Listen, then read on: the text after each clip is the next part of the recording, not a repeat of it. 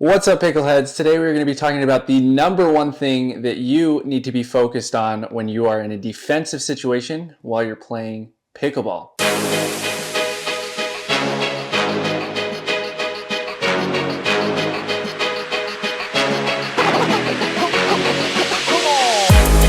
All right, guys, the first thing that you should be thinking about when you're in a defensive situation before anything else is, hey, let's get the ball back over the net. I know for me personally, I get all these thoughts running through my head while I'm trying to get a ball. Should I drive it down the line? Should I try to go around the post? Should I lob it up? Should I blah, blah, blah, blah. If you can just channel that down and focus on one thing, I would say that one thing is get it over the net. But to make it really simple, we want to teach you where to get it over the net. Where do you have the highest probability of getting back to an offensive position? And that is if you can go middle. Middle for multiple reasons. One, it can cause confusion to your opponents because when you go middle, it's maybe a little iffy who's going to hit the ball, right?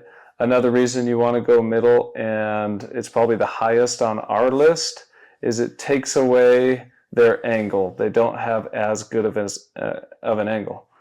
So if you're in a defensive situation, they're banging balls at you, you're running back and forth across the court, your only focus should be, can I try to get this low and in the middle? If you hit it to the side or down the sideline, that gives them a much bigger angle to be able to put the ball away to the side in an area that you can't get to. But if you keep going middle, at least you have more of a chance because they're going to have to go deep and they can't go as angle. So I would say that's our number one tip. Yeah, so going middle, but not just middle if you can. Obviously, you're in a defensive situation, so you're not going to be able to hit a perfect ball, right? But you're aiming up the middle, and you're actually aiming more precisely for deep up the middle because the further back you can keep your opponents, the less angle they have as well. And the closer that they get to the net, the more that they can hit these angles. So I always say this, but I like to think about it as a hand. If this, and I know there are people just listening out there, but right now my hands are just together. If this is you at the baseline, this is you at the net. My hands are just opening up. So as you get to the net, all of a sudden your angles slowly open up way, way more to where you can actually hit the ball like an angle in the kitchen with an overhead. Whereas if you were back, at mid-court, you can't hit a ball with an angle into the kitchen anymore. So it's trying to get your ball back deep up the middle as much as possible, but in general, just up the middle. And if you focus on that, one of them are going to go deep. And then when that one goes deep, they'll be running back. And when they're on their back feet trying to hit an overhead, they're not going to have a ton of power on it. That's your opportunity to then hit it into the kitchen. So now you're not aiming to try to get the ball deep. You're aiming to try to get the ball in the kitchen and move into the net. Because the whole point of putting the ball into the kitchen is that you're keeping that ball low so that they cannot attack it anymore. And you're back into the point. Hopefully you can pull it out from there. And then it just becomes a chess match. It's even ground. Whoever has better dinks, better counters, better hands is going to ultimately win from there. Yeah, and you have a much better chance if you can get to the kitchen. So turning defense into offense. Stop having so many ideas in your head and thinking about so many different things. Like, I'll think about two. I don't know if this happens with you, Ross. I get in a defensive position. Maybe we hit a drop that's a little bit too high. And so we're like, okay, now I'm chasing down this overhead because I just put it back. Now where do I need to place this? Oh, I need to do it softly, but I want to have some topspin on my drop, and I want this drop to be perfect into the kitchen, and then all of a sudden you miss the ball. Yeah. So another point to this is you're much better off getting the ball back over the net than you are trying to get a perfect shot and missing into the net or, missing too high because you want to just drive it back. So if you just narrow it down to, I want to go back middle, you'll be you're just in a better position to be able to to get it to the middle, because you're Yeah. only focused on one thing instead of a billion thoughts in your head. So sometimes you're in a situation where you've already been pulled way out wide and you're almost diving to get the ball. Yeah. Well, in that situation, you're Get it in. you're getting it in. Just get it over the net and get it in. But if you have any type of opportunity to decide where to put the ball, I would say always go middle if you can. It gives you the best opportunity to turn defense into offense and start to work your way up. And like you said, deep, that's a really good point. If you can go low, low and deep, that's awesome too. You definitely don't want deep and high, because then another overhead is coming. But if that's your only option, then at least you're staying in the point. So it's stay in the point, stay in the point, stay in the point until you can eventually start to work your way back up. Now, say again, Os, explain to us when. I know you just explained it, but explain it like I'm a 6-year-old. When, because I just learned something there too. It's not time to rush the net once you hit it middle. When again should we start working our way towards the net so that we can be more offensive? Yeah, so as soon as you hit the ball low and in the kitchen, then you're moving forward. And usually that opportunity comes after I've kept it, deep middle a couple of times, and then now all of a sudden I'm getting a softer shot, and then I can chip that one into the kitchen and then move forward. But something interesting is, even when we're full out stretched, even diving for the ball, the best place to aim is still going to be the middle. It wouldn't make sense to aim for an angle there. It wouldn't make sense to aim down the line there. The place to aim is the middle, because our margin of error is a lot less when we're aiming. Is that right to say? Margin of error is less? Yes. Yeah. Margin of error is a lot less when we're aiming for the middle in general. And a big mistake that I'll see with beginners is they feel like they'll aim for lines, which is actually really interesting. And it's something that I saw in tennis as well, is people will aim for the line. But a really, really good coach that I had taught me you want to aim 2 feet from the line. And it's really hard to do that because there's not a marker there. There's not a visual thing that we can see. But after we've transitioned in, this would be for a more offensive shot, right? We're not aiming for the line. We have to picture in our minds when we're practicing that there's actually another line 2 feet in from there. That's where you're hitting your putaways too.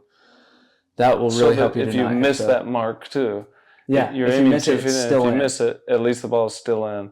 Whereas I would aim line so many times and it'd be just outside the line or a foot outside the line. We just played with Clay this morning. Yeah. And Clay has that ingrained in his mind because the court's so much smaller. He's our brother and he plays a lot of tennis.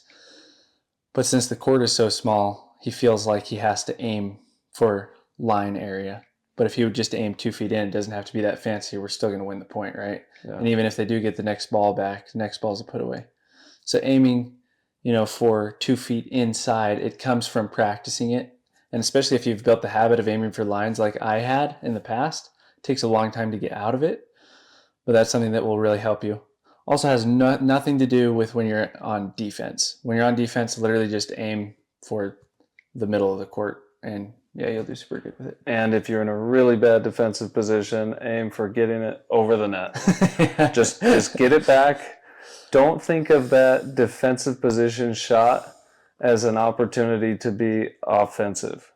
I think sometimes we think that too. Think of that defensive shot as an opportunity to stay in the point so that you can eventually be. We're not hitting winners off of defensive shots. I mean, very rarely.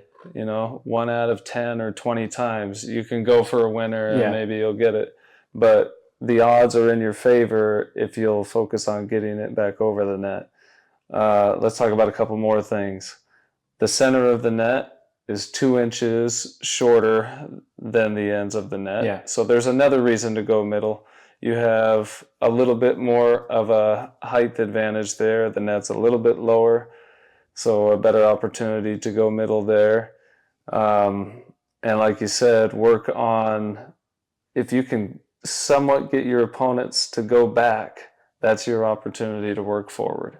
And that doesn't mean rush the net in 1 second, But if you see them start to move back, methodically try to work your way forward. And now you've just turned defense into offense. And it didn't take too much. You didn't have to think about a million things. And that's what we're trying to do with this episode, is to stop you from thinking about a million different things and a million different options. Just go with this one option when you're in a defensive position. Try to hit middle. Try to go deep. Try to keep it low. Not too low that you're going to hit the net. But I think it'll be really beneficial for anybody once they grasp this concept. Hey, I don't have to think about that much. I don't have to, worry too much when I'm in a defensive position. And that's when you see pros. It doesn't seem like they're worried when they're in a defensive position. They're just trying to get to the ball and methodically work their way back to the net.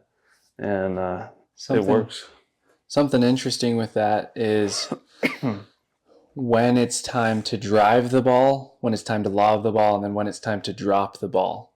And what that comes down to is the speed of the ball that you're receiving. Yeah. So a lot of the time, if it's a super fast ball, right, they're hitting overheads, lob. And all we're thinking about, lob middle. It's the same with our drives. We're thinking drive middle. It's the same with our drops, drop middle. We don't want to drop out wide. They'll earn it if they're an advanced player. If not, they'll have a greater angle. It's the same exact thing. So all we have to think about is middle. So that's when we would hit a lob, is when we're really in a defensive situation. If it turns into it's a faster ball coming at you, right, where it's an in-between of cake ball and 1,000 miles an hour. It's right in between there, right? Maybe not 1,000, but what you want to do there is drive it. And that's what I'll do majority of the time. And the reason for that is because you're going to put the ball back on them as fast as they give it to you. Then the next ball is going to be a great opportunity for you to hit a drop. It's just like how when you're setting up a fifth shot. So obviously you serve, that's your first shot. Second shot, they return. Third shot, if you drive, a lot of the time all you're going to get back is a cake block. So they block the ball, and now it's this soft shot that you can drop. So that's what you're setting up with this ball.